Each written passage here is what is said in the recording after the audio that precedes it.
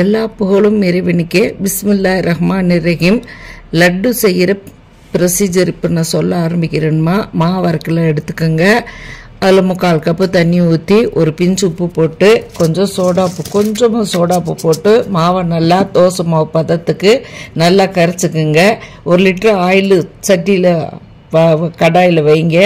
வச்ச கடாயில் பூந்தி கரண்டி வச்சு அந்த மாவை ஊற்றி ஊற்றி ஒரு கரண்டியில் தேய்ச்சி விட்டிங்கன்னா முத்தாக விழுகும். அதை நல்லா முறுமுறுப்பு தன்மையை நல்லா வேக வச்சு தட்டத்தை எடுத்து ஆற வச்சுக்குங்க.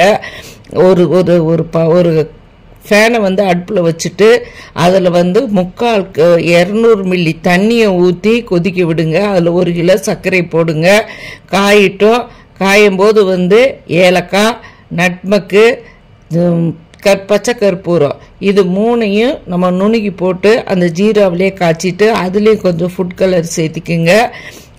முந்திரி ஒரு 200 எடுத்து அதில் பாதி வறுத்துட்டு அதில் பாதியை இந்த பூந்தி அரைக்கிறதுலையே போட்டு மிக்சியில் போட்டு பல்சு மோடு வச்சு அதை நல்லா அரைச்சிக்குங்க.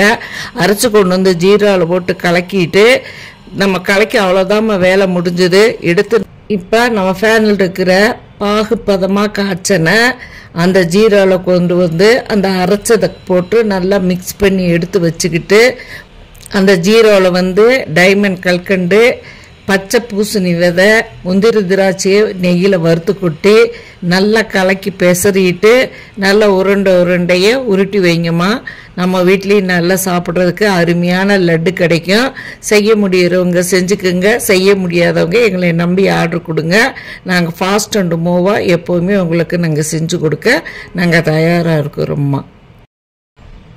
நீங்களும் லட்டு போட்டிருந்தாலும் உங்களுக்கு எப்படி வந்துச்சுங்கிறத இந்த கமெண்ட் செக்ஷனில் சொல்லுங்கள்.